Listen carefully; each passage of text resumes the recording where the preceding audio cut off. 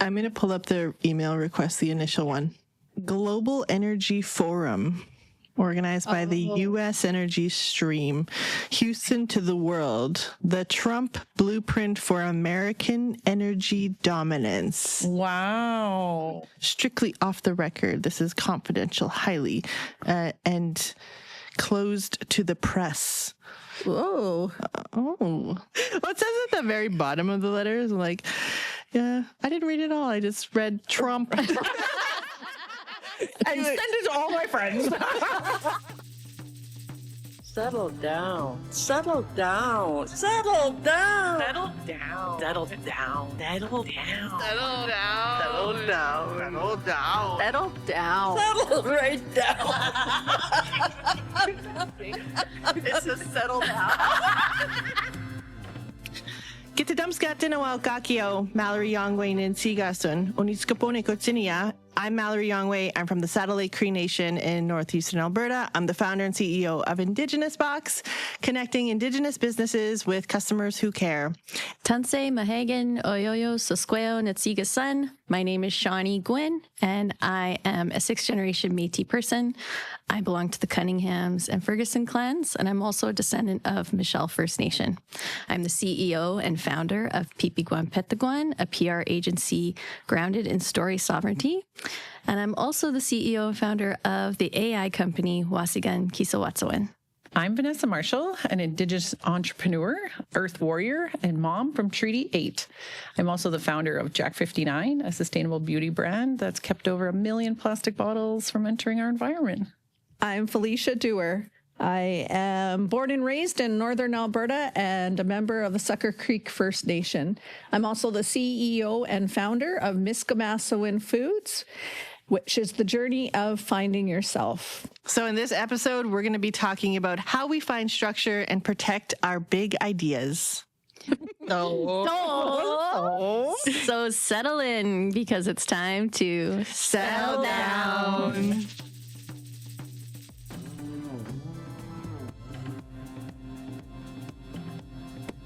We've all felt that rush when the big idea finally hits us. I mean, we wouldn't be at this table otherwise. But today we're going to talk about where those ideas actually come from, how we sort through the majillions of dreams that pop into our heads. I know we're full of them. And how, most importantly, how we actually make them happen in an industry that wasn't specifically designed with us in mind. Yeah. Felicia, I know you're always buzzing with new concepts. She is an idea a mile a minute. Oh, yeah. How do you actually know when you have a winning idea that's worth the investment? Oh my gosh, I love this question so much. So I'm definitely known as that idea person in my friend group, in my family group. And a million ideas. I mean, absolutely. I'll walk down the street and go, you know what that needs? Do you know what's missing there? And I do that a lot. And so I actually consider myself somewhat of a serial entrepreneur, because I've started a lot of businesses, and then stopped a lot of businesses, and which kind of leads to your question, Mallory, about how do I know when it's actually a good idea versus a bad? Well, I've started lots of bad, so I think I got that down pat. I mean, I just want to say, like, how many website domains? Well, I may own a few. The most recent one that I got really, really excited about was I wanted to do personals on billboards. And I figured, I'm the only one here not with a partner, and I would do a billboard on Rogers Arena downtown, right? Because I love the Oilers and people are going to games, so I know they at least leave their couch. My face on Rogers Place. That's so I may have bought a couple domains with that in mind. Looking forward to that. Ready to check out? Scan this QR code. Let me be your snag. Ever sick? I love it.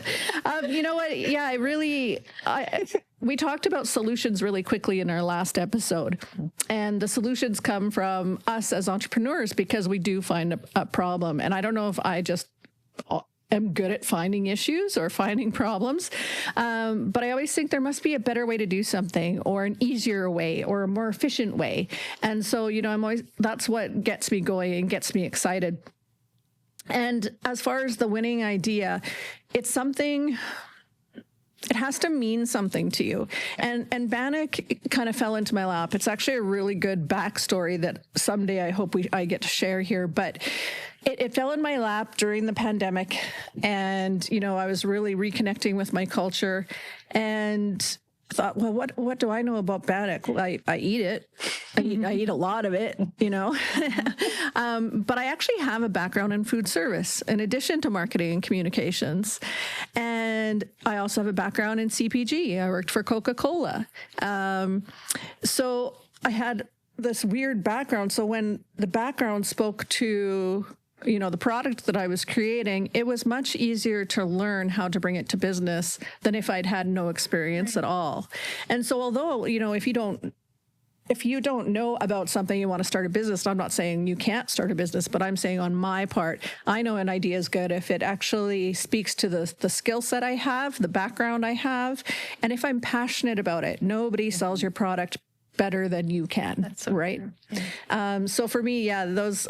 I'll talk about it. Other people will get excited about it. If they get super excited, I think I'm on to something. If they're like, oh, yeah. Oh, yeah. You need. Oh, yeah. Or settle down, Felicia. If I get one of those, that usually means it's probably not as exciting as I think it is. Yeah. Well, I can identify with that because I am also an ideas person. I have 2 companies now because I'm a bit manic, but I think I identify with what is a good idea for me is I have that fire in the beginning, right? Yeah. Like I just get so excited.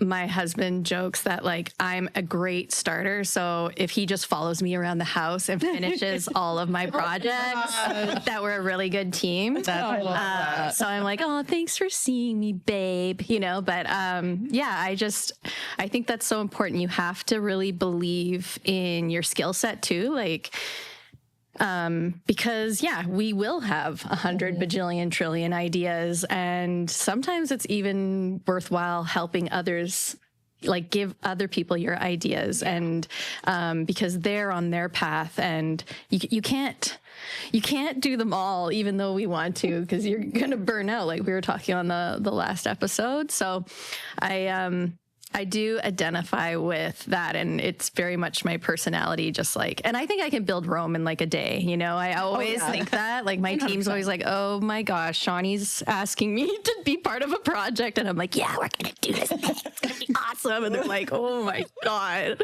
So, yeah. I think that's part of like an entrepreneur brain in general is having all of these ideas, like we're ideas people, right? So we have that initial creation and all of our team, around us, we're like, we have another project. So the ideas flow easily for entrepreneurs. So I can absolutely relate to what you're saying about having all these ideas and not really sure where you want to put them or which ones are going to be successful. And to me, that success is that passion, because skills can be learned. You can figure anything out if you really want to, but if you don't have the passion behind it, and even, when you're talking about like when you tell somebody and they're like, oh yeah, do not ask people that are not entrepreneurs because they don't get it, right? And they're like, oh, that's never going to work. There's so much risk involved. And I'm just like, oh yeah, it's like easy. We're going to complete it in, no time. But yeah, I definitely can see that, how I relate to that, the multiple ideas and needing the passion behind them for sure. I think one day soon I'm going to write down a list of all the things that I actually brought to Edmonton before somebody else did. And I think you'd all be surprised because it's freaking hilarious. Before I started an online store, before people fully trusted putting their credit card online. Interesting. Yeah, that's a good story. I believe that though. Yeah. You're very like future forward. So yeah, 3 to 5 years too early. That's my Right on time. I would say right on time. We're driven by default as Native women. I will just say that. yeah, fair. Well, Vanessa, you definitely had an idea that you had to fight for with Jack 59. Maybe you could share a little bit about that. Yeah. My journey started through turmoil and necessity, I guess. My prior life, I will say I was, working a 9-to-5 job, and I was very hard into addiction. I was like what I say, I talk about being a functioning addict. I would go to work, and I was just stuck in this revolving door of jobs, and I wasn't fitting in. I had this yearn for something more. Like, it wasn't like, a lot of people think, oh my gosh, you were on work on drugs, but it wasn't like that for me. It was very much a balancer and a stabilizer. I had all this chaos that was wanting to come out, but really I kind of just kept myself numb with it. Because I knew I needed more, and I knew I wanted to be more. So throughout my journey, when I finally, I guess, came out of that and really started to get into recovery and had some mentors around me, I kind of had this new directive, and I had this, all this passion. Entrepreneur spirit is in my family. My brother is an entrepreneur, my sister, my father. So I really knew that this was, and it's like those ideas you always have that you're just walking down the road and you're like, oh, I could make that better, or I could do that better. So I always had that drive. I just didn't really know where to put it. I had, I was working through identity crisis. I didn't really know who I was or where I fit into the world. And, but I knew, like, I talk about all of this hardship that I went through, and realistically, I'm not a victim.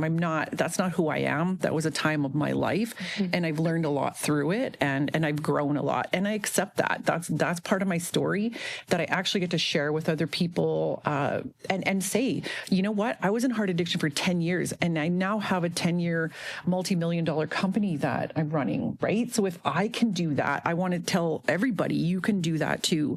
It's not who you are. They're just circumstances that you have to work through. So, one day I was literally, I have 2 kids and they're 18 years apart. So my son was already grown and my daughter was really small, and I didn't want the same cycle for her, always in daycare. And, from literally my daughter was in daycare from 6 a.m. to 6 p.m. And we'd get home and you'd just barely eat, go to bed, and you'd do the whole thing over. So one day, and I knew I needed more, I needed to do different. So one day I was driving home and I was just like, if I don't change something now, I'm never going to change it. And the next day I called my boss and I said, I quit. That's not the best way to quit a job. But I knew I just couldn't do that traditional cycle of giving 2 weeks. And, because there's security in that, I was getting paid a lot of money, and it was just sort of happening. So yeah, I just said, I'm not coming into work. I'm going to find this other career path. And it was sort of in hiatus for a long time. I wasn't really sure what I was doing. And we actually, so I started dabbling in products and creating kind of the, you can look online and, oh, this is how you make a bath bomb, or, and I had gone to university at this point for 4 years, and I had all this chemistry background, and I was sort of looking for something that was like a little adrenaline-like, and, just give you that rush. And I started making soap actually in my kitchen with the big gloves and the goggles and everything. But it got to this point where it was sort of like an expensive hobby. And so I started getting more serious. And we actually went on a vacation once, and there was a shampoo bar that I had bought from another company, very popular company. But the product was horrible. At the time, I had hair almost down to my butt. And from using it just one time, my hair, I could barely comb it. My head was itchy. And so, I had to get some, what I call traditional bottled shampoo and wash my hair. And I was sitting on the beach with my phone, and I'm like, why? What's happening with this product? It's such an innovative thought to have a solid shampoo with zero waste, but the product was horrible. And literally, I'm not kidding, within 3 minutes of researching, I knew exactly what was wrong with that product and how I could fix it. And you talk about that aha moment, like that was my aha moment, except I'm on a beach in Mexico and I'm so hot. I stand up and like, I almost passed out, and I'm telling my husband, like, this is what we're going to do. This is where my passion is, like zero packaging, clean ingredients. We can do it better. It's going to be fabulous. People are going to love it. This is it. So, from there, I came home and started formulating, and things kind of grew from there. I mean, we started in my kitchen until my house literally looked like a meth lab. I had barrels in my entrance with big pumps on them, and we had a contractor come over once, and he had his clipboard, and he was kind of like, do I need to make a call? Okay, it's time that we need an actual facility to do this. So we moved into my basement. We had a contractor build us this beautiful facility, and we literally lasted in there for 3 months, and we outgrew it. And then at that point, we had to move into an actual warehouse. And I do say is like a business tip that I can give to other people. If you have a home-based business and it's growing, at some point you need that separation between work and home life. And I had zero. So that kind of became the base of Jack 59. And it was an exciting journey. The start of it, I will always, I learned a lot. And, but yeah, it kind of brought us to where we are today. And yeah, I'm so passionate and excited about, what we're doing, and we're growing and learning and creating new products. And it's amazing. I love hearing the story. I've heard it before. I've heard this story before. 'Cause it's awesome. I love Jack 59 products. Look at these hair. All right. Yeah. I love it. But it's like, and now I'm realizing, I'm pulling it all together. Like, you created it in your home because that's your safety net. Yeah. You were able to take that energy that you had in your previous life with addictions and channel that into something so beautiful, and now has evolved into Jack 59, and that's an incredible feat. One of the things that I will say really quick is, when we talk about addiction, there are certain traits that an addict and things that an addict does. I mean, every single day they're finding they have no money, they have no resources, and yet they find a way to get their next high. You're tenacious, you're resourceful, all of these skills, all of those skills, if you put that into a passion that is a healthy passion. And so it does come up a little bit like, is my business my new addiction? And I'd probably say yes. I mean, if I'm being honest, absolutely it is. But it's healthy. I have boundaries. My family is learning through it, and I can create those boundaries now. Like I've learned that I need to have those spaces in my life for home time. And, I get home and I can turn my phone off when I need to. I schedule holidays and time away, and I have people mentoring me, and I'm held accountable to people, Yeah. So that's important to me. Yeah, I think that's like, I can empathize maybe in that, I was diagnosed with ADHD. I think I was in my early 30s, and I've always chased that next dopamine hit. Like, how am I going to, even leaving homework until the night before and then being like, staying up all night, like cramming in and trying to do the best that I can. And, I kind of giggle because I think, we should tell the downtown business community here in Edmonton that they should just work with all the addicts, because you're going to have your best employees and little entrepreneurs right there. Oh man, I can just see the eye rolls. But it's true though, because you would have to be so extremely resourceful. And I think even beyond that, from an addiction standpoint, as Indigenous people, we don't come from families that have money. We don't have a rich aunt and uncle, a lot of us. We have to be extremely resourceful and look for the wins and look for that next high, that next dopamine hit that's going to keep us motivated to keep going. Because a lot of us come from places where there aren't a lot of people around you telling you, you know, good job, way to go. So you have to kind of seek those dopamine hits, those highs on your own. You got to create it for yourself. Yeah. And you also have to create it for yourself so that you can combat that imposter syndrome that we so naturally come up against on the regular. Yeah. And the network. Like the network around you. I think that was one of the big motivators of this podcast, is knowing that each one of us, when we started, we didn't have this network. You know, we are stronger together. I know these ladies have heard it a million times, but I preach, like, we are stronger together. Even if you have a company that is your actual competitor, you're never going to have enough people in the world that there's not enough products for you both to sell. And imagine if you shared resources and the knowledge that you've learned about that specific product. So I do like to say that, you know, it is harder, I think, in an Indigenous environment to find those types of mentors in your immediate community, because people want to trust you and love you. And, you know, they don't want you to take those risks. Yeah. Right. So they want to keep you safe. And when you're going out in the world to do this, and yeah, I mean, and then with your network and with your skills and with everything, you become this person who people are calling leaders. And you're like, all of a sudden, like, oh my gosh, my brain's telling me I'm still just an addict. Like, why do I get to have a seat at this table? I don't have business school. Why am I here? So, you know, talking about that imposter syndrome, I mean, I'm sure you've all felt it. I try to reframe it, you know. Like, I'm all about reframing things, but I try to like acknowledge the anxiety. Like, I have high functioning anxiety, which is why I have to be constantly busy.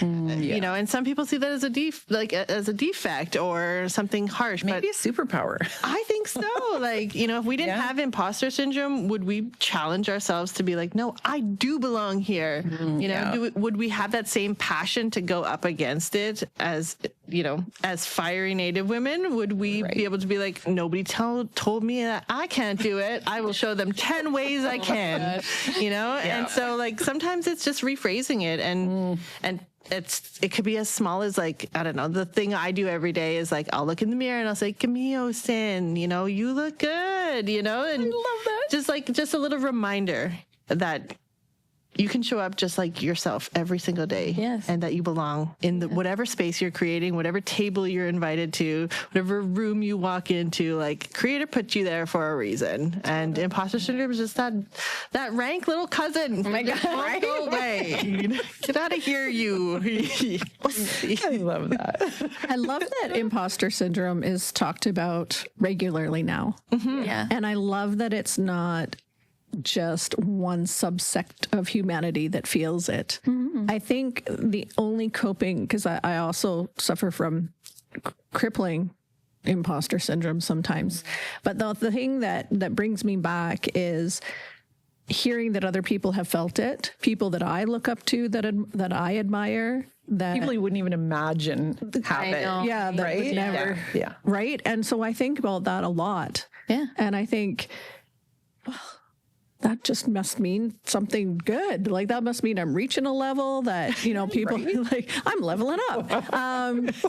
And knowing a big reason for this podcast for me was loneliness. Knowing you're not alone is such a powerful thing. Yeah. Right. Being an entrepreneur is a lonely endeavor. It can be so isolating. Yeah, absolutely. This topic is making me think of Karen McKenzie, who's Love her. She's my auntie. And we, you know, for a long time, because we grew so fast, I was feeling scared a lot and anxious and like I didn't deserve, or that I shouldn't take up space. And, you know, this is something I actually just said to some of you the other day, is just like trying to reframe like your anxiety and say, am I actually excited? Like, maybe I'm just excited. Maybe I'm not scared. And is being scared also a good thing? And she shared, you know, about how the rabbits in the spring and the winter, they are terrified little animals, but they change color no matter if the snow is falling. Sometimes they're still brown. If the snow has melted and they're still white, they're so vulnerable, but they still exist and they still have to be there. And so if you look at our values at Pipiguan Petaguan, there is transforming systems or transformation, and it's a little bunny who's shifting colors, and it's a lot about, challenging myself. I just got to a point in my life where I was like, you know what? This is an experience. And I want to experience life and enjoy myself. And if people don't like me, I don't know. I'm just like, okay, that's fine. You don't have to like me. I'm just here enjoying my life and experiencing it. And a lot of that is to show my kids, like, don't be scared to try something new. Like, there's so much joy in every day, waking up, putting your best foot forward and saying, you know what? It's a new day. It's a new day. I love that. I love that we all have that backstory about how we took something in our past lives and we were able to use it, reframe it, Reframing. to help us grow this business or come up with the idea or work the business. But that's only one part of our story, that vision, right? That creation. So how do you actually make it work? You've got this really big idea, and now you need to get it to market, whatever that market looks like. And this question that I'm posing, I'm not sure if I'm being picked on or maybe my story is really friggin' funny, because I think it is. Funny. Challenges. I really started, it was really a beta test with the Bannock mix. And, I hadn't done a lot of research yet, but I knew I needed to get it to market right away. So I called up Uline and I said, hey, I need a bag. I'm making this Bannock mix and it needs to be, sealable and it needs to be food grade and all these things, all these fancy words I thought I should say. Oh, you should use this package, he says. I said, great. That was during COVID. And so my friend at the time, she had wanted to buy Bannock mix to send out to attendees of her event that they were doing it they had to move it to online. She thought it'd be a great idea if she sent out Bannock and tea. Everybody could make their Bannock and tea, sit down in front of their computer, and then they'd all be sharing this lovely conference while, sipping on their tea and eating Bannock. And I thought, I could do that. Yeah, I can help with that. Bag comes and get it all labeled and get it sent out. And the next day I get a phone call in the afternoon and she says, oh my God, you're never going to guess who just called me. And I'm like, who? The RCMP. I'm like, what? Oh my God. She's like, apparently all these bags of Bannock are exploding in the mailroom and there's white powder everywhere. So now they want me to go down and tell them what it is that I'm trying to ship. And native. Oh my goodness. And I don't think my friend is a beautiful human, and but she's a very poised and professional and lovely human. So to have the RCMP call her, I'm dying. I'm hilarious. splitting a gut. Like, oh my God, only in my world would this happen. We're not even going to try to be sneaky. No. We're not going to put it in a teddy bear. We're not going to straight up package. Not heat sealed. Oh my God. Heat sealing was. And that's how I knew I needed to change my packaging. So Liddy, surely you have similar stories. I love that. Oh my gosh. Well, so we didn't want to have packaging. So right up until COVID, we actually sold our shampoo and conditioner bars with zero packaging. Like if you ordered a bunch, we'd maybe roll them in paper or something. If you bought them at the market, you were just getting your bar. And so then we thought, we started having people like, well, how do I keep them in my shower? How do I travel with them? So I thought, super obvious choice. Let's get a tin that people can take them in. And they were gorgeous. I worked with this guy and he swore up and down that they would never rust. We didn't beta test them. We didn't do anything. I was like, cool. Give me 5,000 of those. Trust blindly. Fully branded everything. And so these boxes after boxes, this mountain of boxes show up. And we were like, oh, they're gorgeous. They fit together perfectly. They fit our bar wonderfully. Everything was wonderful. And we just started shipping those babies out. And then we started getting people that were like, hey, how do you open this tin? Because it didn't have, it actually just popped off, but it didn't have any like lines in it, so you couldn't actually tell how it opened. And we were like, oh, just pull it apart. And they were like, well, I'm trying, but I can't. Then we had all these bars that were held hostage in these tins that totally rusted. Oh, it was horrible. Yeah, so we did a big pivot, and we have a new container that is actually what we currently have. It's a fully home compostable resin. But what we did was we said, well, if you bought a tin, the amount that you paid for the tin will take off of the new container, because they were, this compostable material is a little more expensive, and they were kind of double and high end. But yeah, we still have a few boxes of those. We try to give them to people because, we don't want to throw them away. Yeah. They work great for candies, pins, mints, I don't know, that kind of stuff. But yeah, that was All the beaters out there are like, hit me up. Hit me up. We got a few of them. Well, I don't have a product, but I was trying to think of something funny that had happened. And there's lots of things that happened that I can't talk about, unfortunately, as a PR company. It kills me.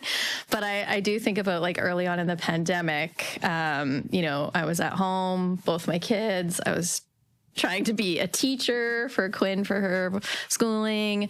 Charlie would have been, 2.5. And I was starting to get really busy, and, chiefs are calling me, trying to help with a lot of this COVID messaging and whatnot. And so Charlie's just bombing around, little bare feet slapping on the floor, walking around, motoring around. And I'd given him a snack, and I'm like, okay, so I'm going to go on this meeting, and we're having this meeting with some chiefs, and they're all talking. And, a few of them kind of got actually upset that I had a child that was making noise every time I talked, which we could talk about that another time. Yeah. But anyway, so I'm trying to be very professional. And anyway, I'm on mute, and I'm listening to this chief, tell his passionate story about something we're going to write for him. And Charlie comes over to me, grabs my hand, and then just goes, and I'm off camera, and I'm like, oh, okay. And it's just warm, gooey puke in my hand. And I have 4 cheese. And I was like, well, I would suggest that for the key message, blah, blah, blah, blah, blah. Meanwhile, I'm just and he's just puked in my hand, walked away like nothing even happened. And I'm like, this is just our life. oh my God. Mom's in business. Yeah. There's so many challenges though with entrepreneurship. I don't even think we can cover all the challenges we go through on the daily. We go through over procurement all the time. We buy, I'll say our warehouse sees hundreds of thousands of Indigenous products a year. And sometimes, and this is why there's my lesson, my team jokes about it, that I'm not allowed to send POs after midnight. Oh no. Yeah. Because also I'm a sensory person too. I love Jack 59 did a custom bath bomb for us, and every time I'm in the warehouse I have to go smell it and just stand there and smell it, because it's there's something about it, right? It's like winter. I don't know how to describe it, but it has this it's I don't know. It's like home. A warm hug. Yeah, but I overpurchase all the time. And so, yeah, it's not a bad thing. How many of those bombs do you have then? Oh, we don't have very many left, but They're always going home in your bag. we had some trivia at Christmas time, and the team was trying to figure out what is my most favorite product, and that one was it for sure. But definitely, things definitely end up in my purse. Me too. I don't know how it happened. It just fell in there. We're coming short here. And then we do inventory counts, and then the cost of it is way more than you were I just wanted that bath bomb. Yeah. And, then your whole team's doing an inventory count for 3 days, and then they're swearing it. It's like grocery shopping when hungry or something almost. We have whole food aisles in the warehouse that I Just snacking down. I try not to walk by. Yeah, fair. Well, Vanessa, I honestly like kind of convulse with giggles thinking about you as like a rezzed out doc from Back to the Future in your kitchen with this like mad science lab. And how did you get to the point where you could, close up your mad science lab and actually build your own workshop? Yeah, that was quite the time. It got to the point where I literally could not even cook supper. Like, not because I didn't want to, because there was not an inch of counter space. Yeah. And I'm not talking like move it off the counter. No, there was nowhere to move it. Hallways were I had, those big baker's racks with there was baker's racks all lying down our hallway into the living room. Like, it was wild. You had to kind of shimmy there into the bathroom. So I think actually what happened was we got a booth at the Bountiful Farmers Market here in Edmonton, and I met a couple that were doing soap that had the booth right beside us. I mean, Soap Boys, we call them Soap Boys, Soap So Co. They're an incredible company, LGBTQ2+ company, and we became great friends. And they were kind of in the same position. They were producing out of their house, and me, I'm like, stronger together. I should just have that written on my forehead. I was like, you know what? I can't afford a full warehouse. You probably can't afford a full warehouse. Why don't we get one together? Mm-hmm. We can have half. You guys can have half. It'll be half the cost. So within a couple months, we found a warehouse that was close to both of us. We had U-Hauls coming in for days from our houses. And it was literally like, when we got it, this warehouse, I don't remember, 2,500 square feet. And we just we just barfed into this whole space. Man. It was like, how did I ever fit this into my home? Oh my God. It was wild. Yeah, it was absolutely. And they did the exact same thing. And that was the most incredible business experience that I've ever had. The loneliness that you get as an entrepreneur? Well, there were 4 of us that had desks in the same office, 2 from my company, 2 from their company. Nice. And it was like, hey, what are you guys shipping with over there? Oh. What are you guys doing tonight? I'm lonely.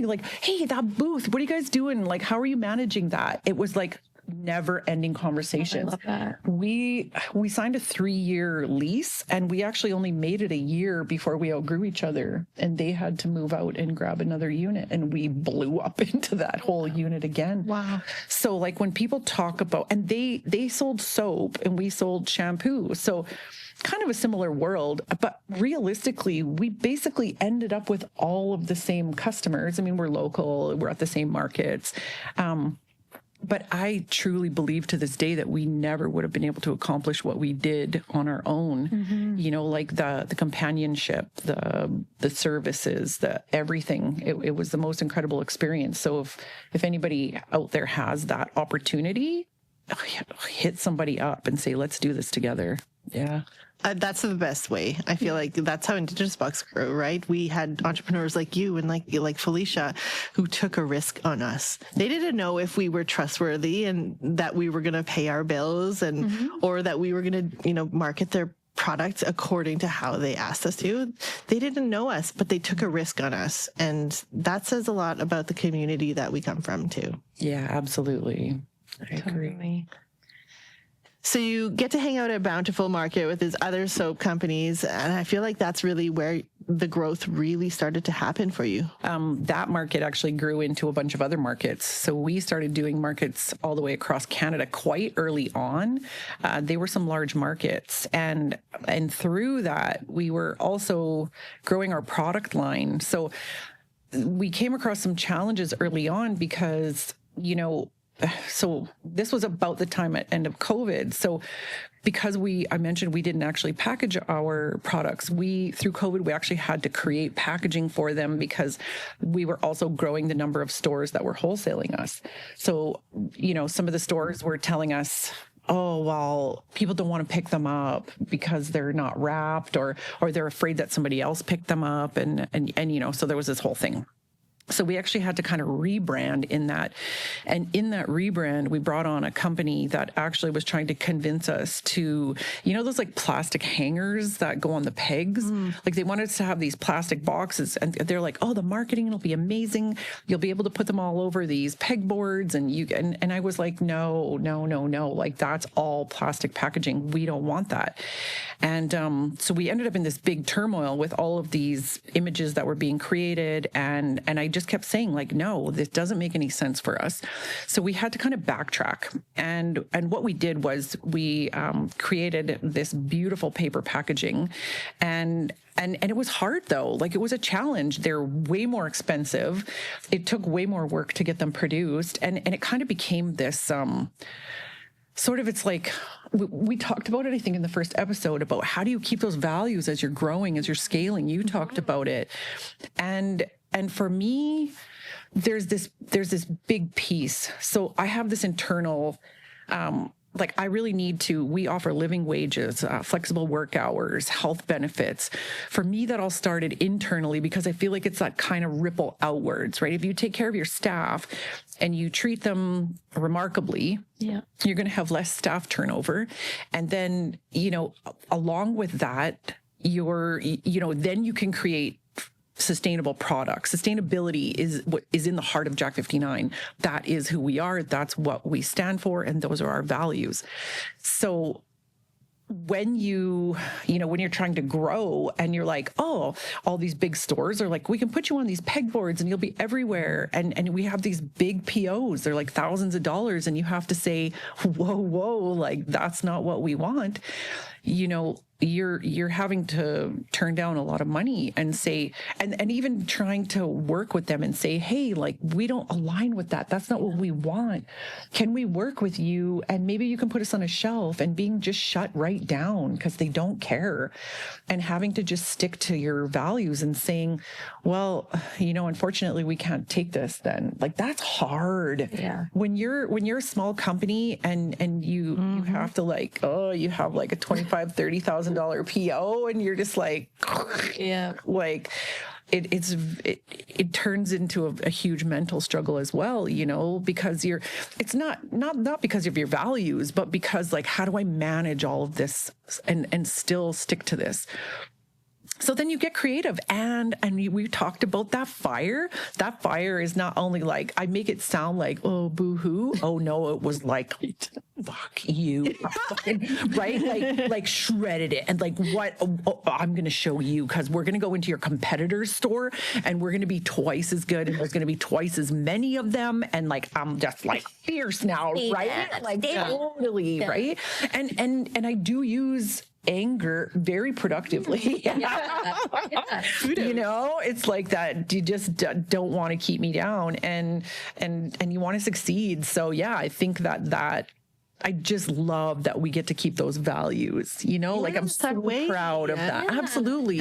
I wouldn't have it any other way. Absolutely. We didn't inherit intergenerational business knowledge. We didn't, let's be honest. But what we did inherit is those matriarchal values that we always come back to. And absolutely. Our businesses are built on the foundation of those matriarchal values. I love that. Not compromisable, non-negotiables, right? I mean, most of our businesses are quite successful. Like we don't really talk about the value that they're worth, but something that we talk about as a team is, Shawnee Gwynn could be a millionaire if we went against our values. Absolutely. Do you know what I mean? Like, we don't work with oil and gas or resource extraction companies unless it's Indigenous led or partnered projects for any PR work. And that has a long history about the type of PR and storytelling that would be done around getting access to our lands to do,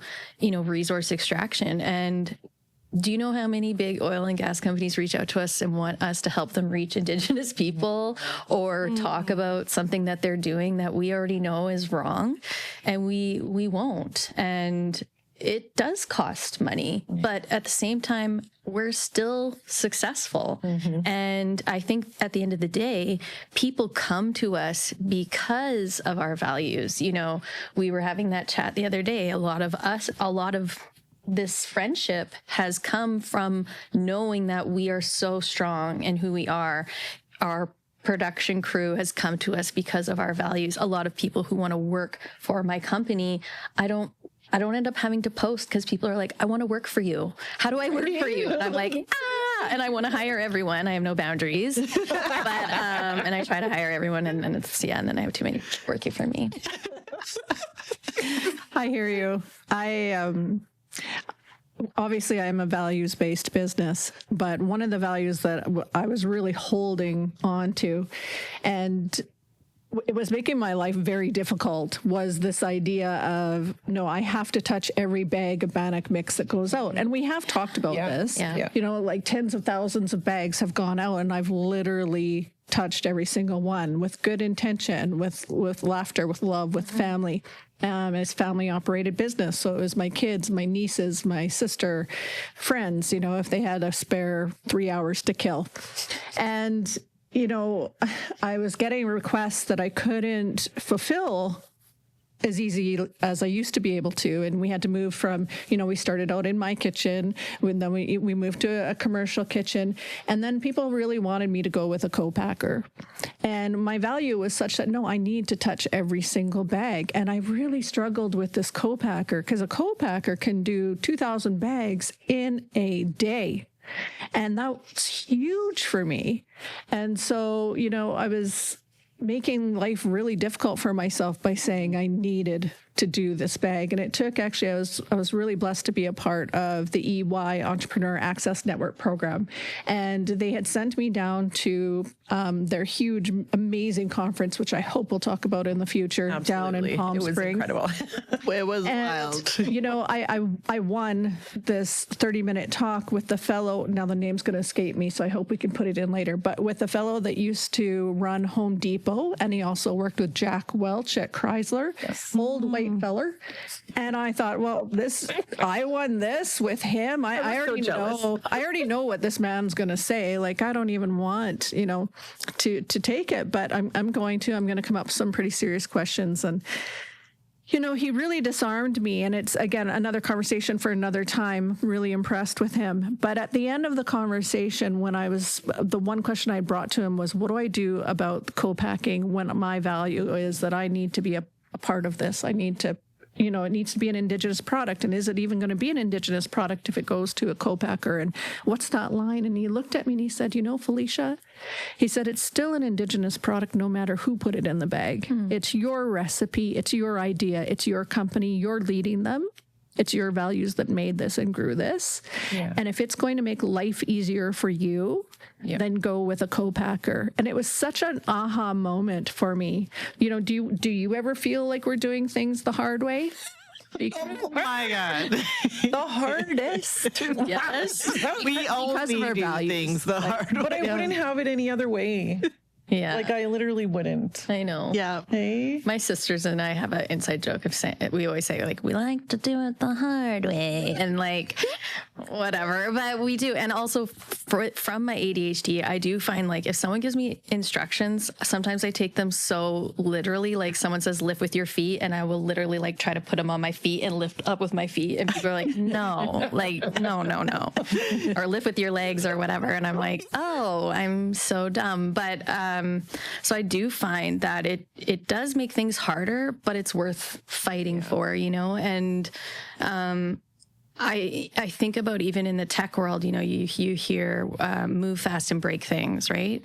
And that just gives me so much ick. And when I think about doing things the hard way, the value is, like, you move slow and you're more thoughtful, and you're growing something, right? And you're investing in something. All your energy, you know, we talked about in the last podcast even about, like, that gifting and how much goes into that. Maybe that wasn't on the podcast. That might have just been a conversation we had. I don't know. But there's just so much to be said about all that intent and the energy that you put into something. And it does feel hard, but in the end, everything else in your life is so much easier. Like, I think about that even with our name, Pipi Guan Petaguan. Once we got that name, anything that wasn't for me was harder. And the things that were for me were easier. They still had their hurdles, but it just flowed. Yeah. I love that you put it like that, because even at when I'm like the hardest, like it's like you're right. It's like there's challenge. I think there's more challenges, but it's the exact same thing. Like we have our values, and when you create those boundaries, it's now easier. Yeah. Right? Because you don't have to consider this because it's way out here. Yep. Yeah. So and your network gets tighter because the other people, by talking to them and learning, the other people around you that hold those same values. So you create a network of supporters, and also, like say on like social media, the people that follow us, we've had to make some hard decisions. Like we just had to come off Amazon. I didn't have to. I say that have to. We didn't have to. I chose to. And it's like, that's probably about 25% of our income.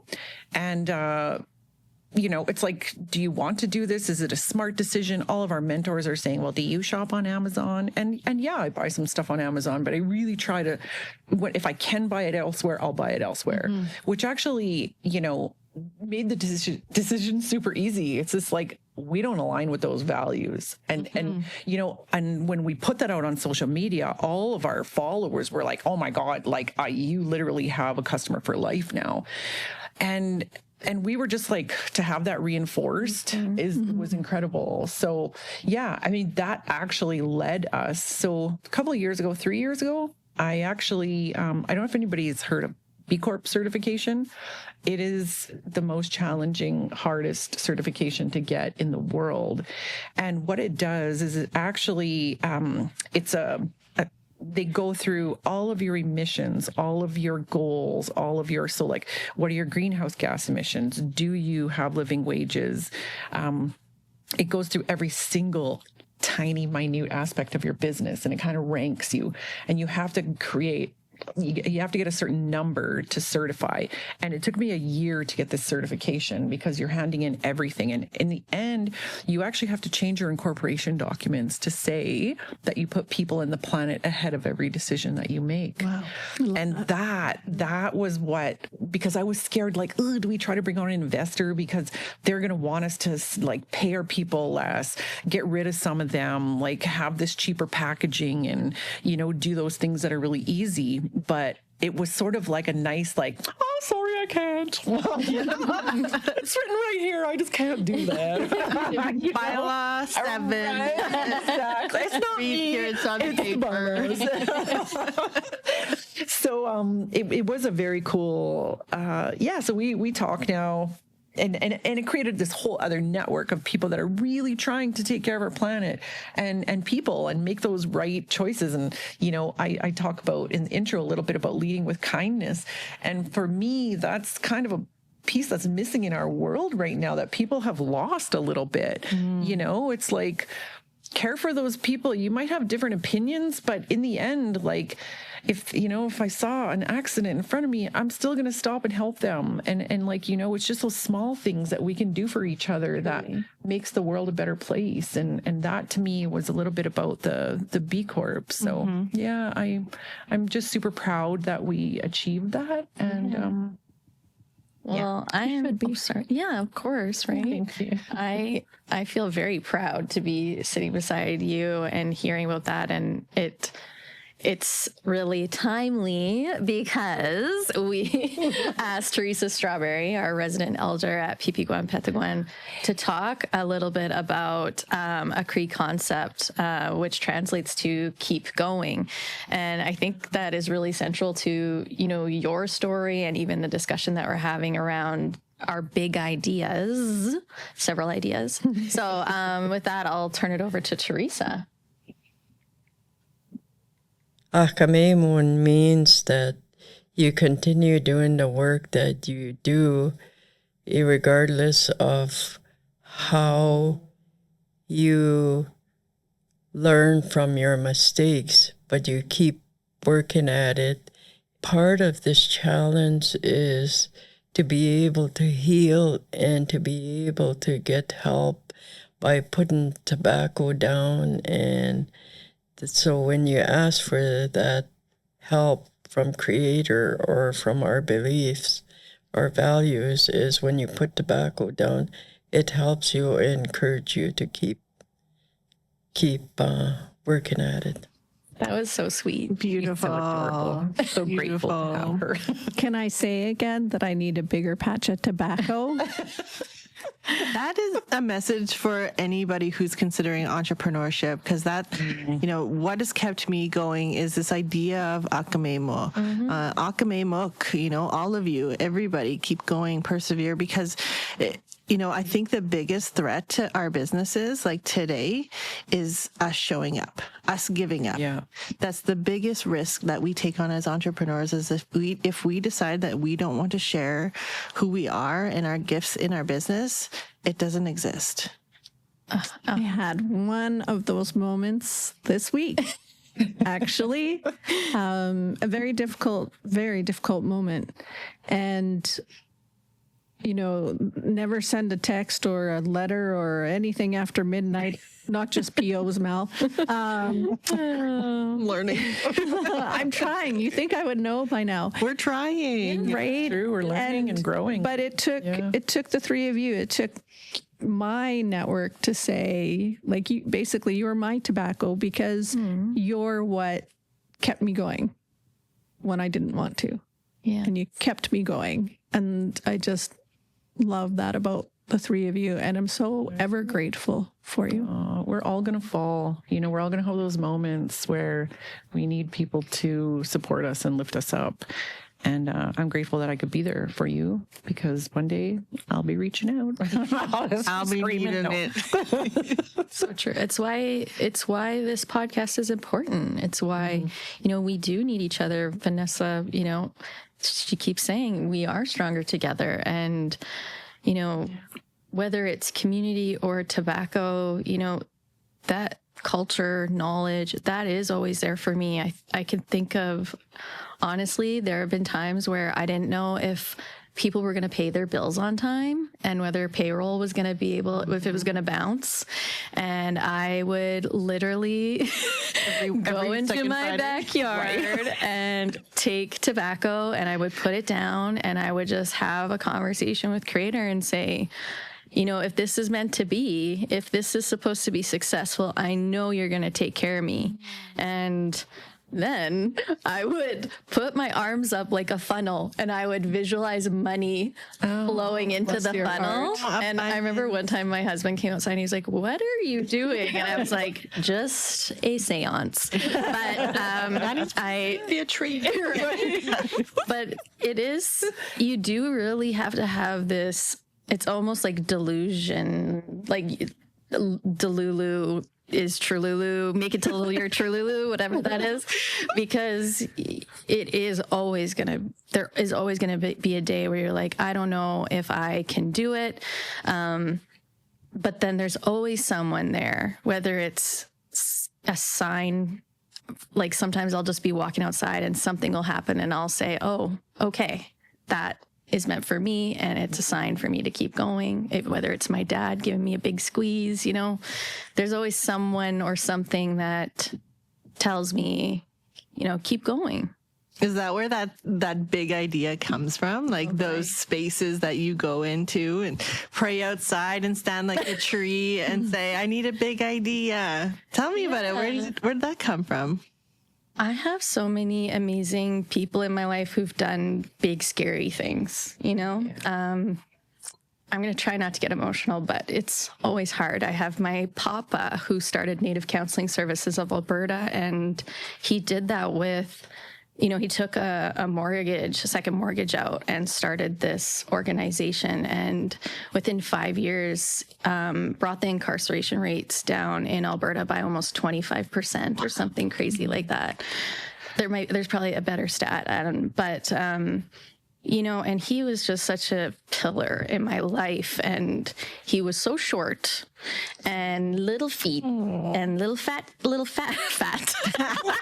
Oh my God, he's gonna kick my butt later from the spirit world. But anyway, he had little jigging feet, and anyway, he just seemed like such big moccasins to fill. But he was always encouraging us, and my parents were both entrepreneurs, and I think just as a kid, I always I was always scared. I struggled with anxiety. I used to get pretty regular panic attacks. I remember having like an existential crisis at like 5 years old, being like, I'm alive and in control of my breathing, and being like, yeah, like I was always like 6. I was 6. okay, right? And I was like, always having these very we're the same person. Yeah, we're Pisces. So. Yeah. Right. We're gonna be 40 soon. Okay, settle down. But yeah, I was just always having really big thoughts and big why, like always wanting to question things. And, growing up in that community in my life, my mom was on the parole board. She worked in the prison system. She worked in housing and houselessness. She worked in addictions. So she was really invested in bringing people to healing. And I knew a lot about that. And then growing up, I knew my dad did something equally important, but I was always like, yeah, my dad trains people to train people. Like, I don't really know what he's doing, but he was involved in labor market system. And so he would help our people, create resumes, get the training they needed to get into, get a job. And I remember when I was about 14, my dad said, I know you know a lot about what your mom does, but these two things work together. If our people are healed, but they can't get work, then System breaks down. Yeah, how do we have that reconciliation we need?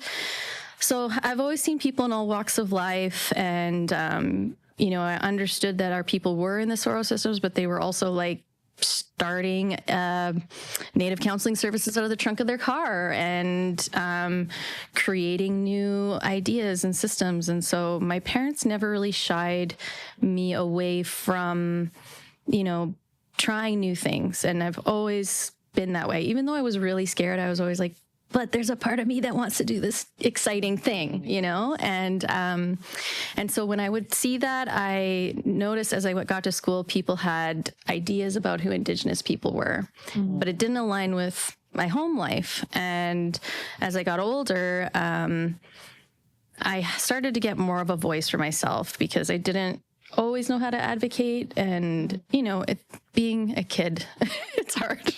And so, when I got into public relations, I saw this opportunity right away in school. If you talk to people that I went to school with, they will probably say, oh yeah, Shawnee did a presentation on the medicine wheel for our design course. And so I was already just trying to think about like, how do these come together? And I remember writing in my entrance exam, like, I want to use this skill to help my community.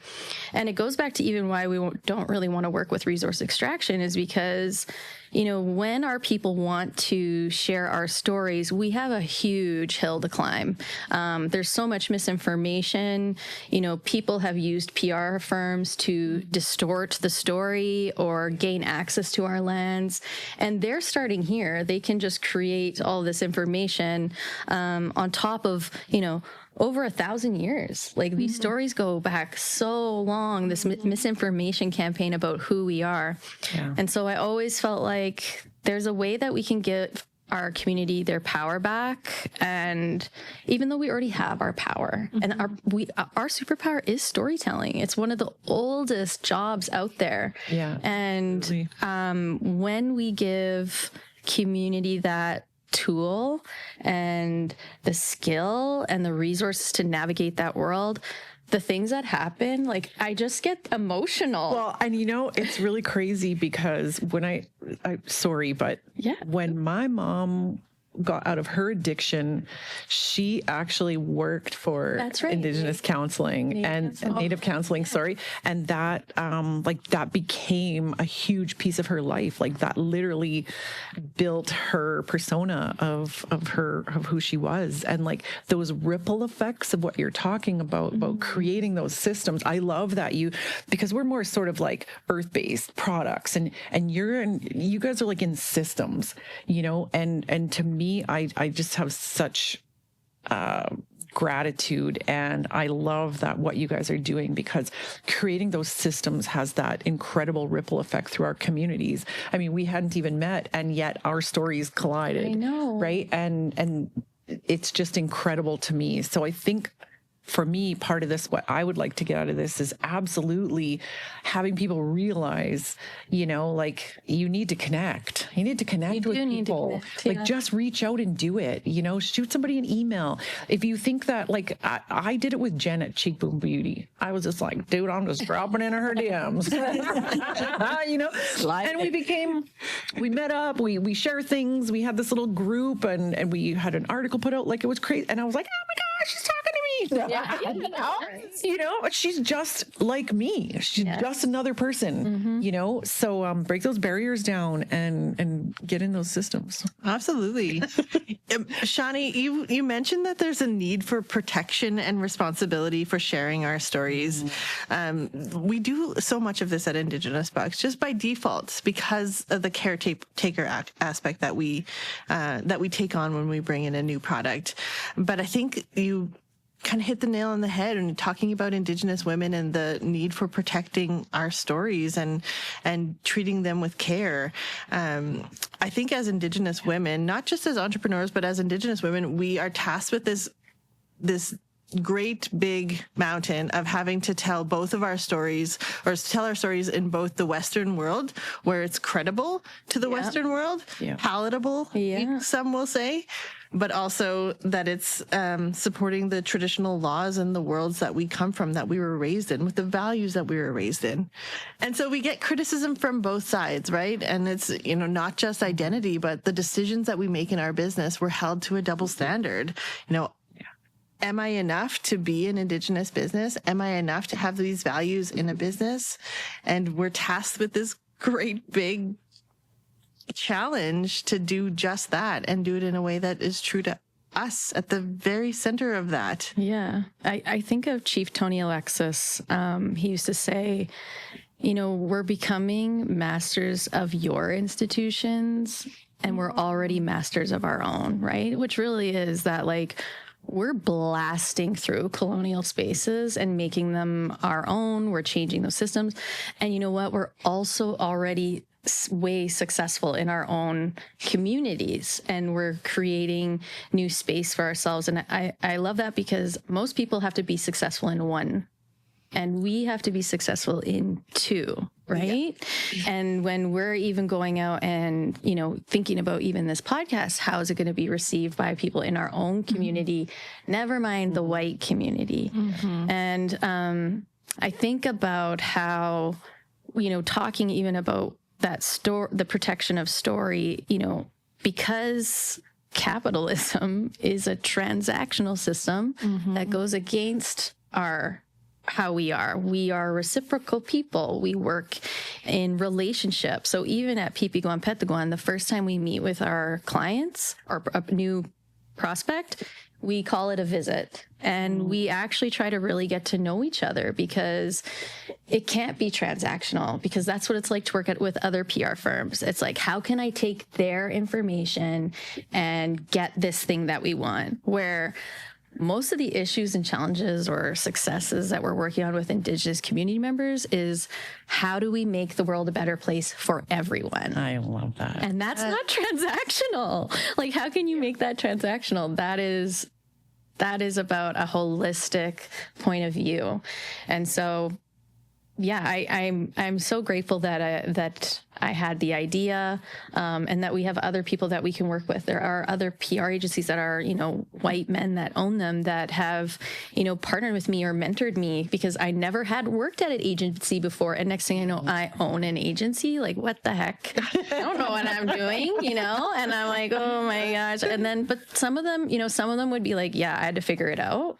But some of them were like, no, let's talk. I like to always say that Indigenous Bucks grew so fast because we took it so slow on the back end. Right. And that was, working with the suppliers, figuring out who was doing what in Indigenous product, consumer goods, right? Yeah, totally.